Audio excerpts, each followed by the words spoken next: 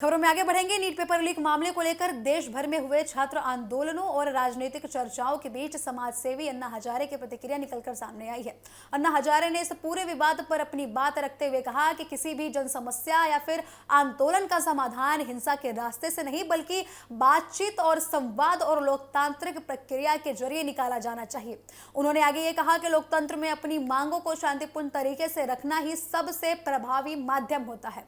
अन्ना हजारे ने यह भी कहा है कि किसी भी आंदोलन का उद्देश्य समाज की समस्याओं का समाधान निकालना होना चाहिए, न कि टकराव या फिर विवाद को बढ़ावा देना होना चाहिए। उन्होंने साफ कहा कि हिंसा से कभी किसी की समस्या का समाधान नहीं निकल सकता, चाहे मामला छात्रों से क्यों ना जुड़ा हो, किसानों या फिर किसी अन्य सामाजिक मुद्दे से। हर परिस्थिति में शांतिपूर्ण प्रयास के लिए ही बातचीत को प्राथमिकता दी जानी चाहिए, ऐसा अन्ना हजारे का कहना है। अन्ना हजारे ने अपने पुराने आंदोलनों का जिक्र करते हुए कहा कि उन्होंने हमेशा अहिंसक तरीके से अपनी बात रखी। उन्होंने बताया कि जनहित के मुद्दों पर लेकर उन्होंने कई बार अनशन किया और आंदोलन भी किए, लेकिन कभी हिंसा का सहारा नहीं लिया।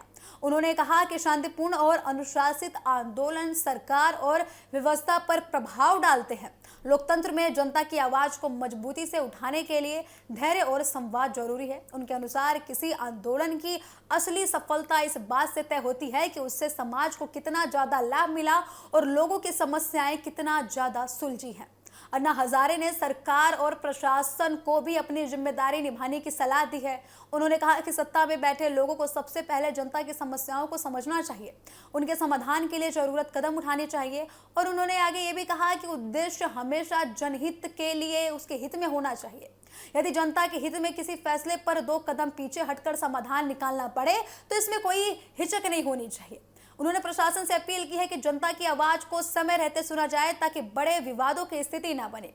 नीट पेपर लीक की बात करें तो इस विवाद के बीच केंद्रीय शिक्षा मंत्री धर्मेंद्र प्रधान के इस्तीफे को लेकर प्रतिक्रिया देते हुए अन्ना हजारे ने कहा कि इसे जीत या फिर हार के नजरिए से नहीं देखा जाना चाहिए। उन्होंने आगे कहा कि सबसे महत्वपूर्ण यह है कि समाज और छात्रों के हितों में आगे क्या कदम उठाए जाते हैं। अन्ना हजारे ने कहा कि किसी भी व्यक्ति या फिर संगठन को हिंसक रास्ता अपनाना नहीं चाहिए। लोकतंत्र में समस्याओं का समाधान बातचीत और आपसी समझ के माध्यम से भी संभव हो सकता है। धर्मेंद्र प्रधान के इस्तीफे को राष्ट्रपति द्रौपदी मुर्मू ने स्वीकार कर लिया, आपको बता दें। इसके बाद केंद्रीय मंत्री प्रहलाद जोशी को शिक्षा मंत्रालय का अतिरिक्त प्रभार सौंप दिया गया। नीट विवाद के बाद हुए इस बदलाव को राजनीतिक और प्रशासनिक स्तर पर काफी ज्यादा महत्वपूर्ण माना जा रहा है। नीट पेपर लीक मामले को लेकर दिल्ली के जंतर मंतर पर छात्रों और युवाओं का विरोध प्रदर्शन कई दिनों तक जारी था।